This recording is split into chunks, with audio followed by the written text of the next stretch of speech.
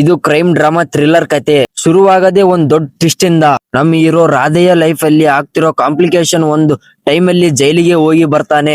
ಮತ್ತೆ ಅವನ ಜೀವನದಲ್ಲಿ ಬದಲಾವಣೆಗಳು. ಈ ಎಲ್ಲದರ ಮಧ್ಯೆ ಒಂದು ಇಂಟ್ರೆಸ್ಟಿಂಗ್ ಸಸ್ಪೆನ್ಸ್ ಇದೆ. ಅಮ್ಮನ ಪ್ರೀತಿ, ಆತನ ಪಾತ್ರಕ್ಕೆ ಇರುವ ಕರ್ಣನ ಛಾಯೆ ಇದೆಯಲ್ಲ ಕಥೆಯಲ್ಲಿ ಹೇಗೆ ಮಿಕ್ಸ್ ಆಗಿದೆ ಅನ್ನೋದೇ ಈ ಸಿನಿಮಾದ ಹೈಲೈಟ್ ಆಗಿದೆ. ಇನ್ನು ಅಜಯ್ ರಾವ್ ಅವರ ಪರ್ಫಾರ್ಮೆನ್ಸ್ ನೋಡೋದಾದ್ರೆ ಸಖತ್ತಾಗಿ ಮಾಡಿದ್ದಾರೆ. ಒಂದ್ ಕಡೆ ರೌದ್ರ, ಇನ್ನೊಂದ್ ಕಡೆ ಎಮೋಷನ್ಸ್ ಎರಡನ್ನು ಸೂಪರ್ ಆಗಿ ಬ್ಯಾಲೆನ್ಸ್ ಮಾಡಿದ್ದಾರೆ.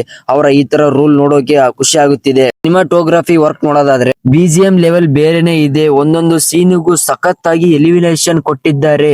ಈ ಸಿನಿಮಾದಲ್ಲಿ ನನಗೆ ಸ್ವಲ್ಪ ಡಲ್ ಅನ್ಸಿದ್ ಏನಪ್ಪಾ ಅಂದ್ರೆ ಕೆಲವೊಂದು ಜಾಗದಲ್ಲಿ ಸ್ಕ್ರೀನ್ ಪ್ಲೇ ಇನ್ನಷ್ಟು ಟೈಟ್ ಆಗಬಹುದಿತ್ತು ಅನ್ಸಿತ್ತು.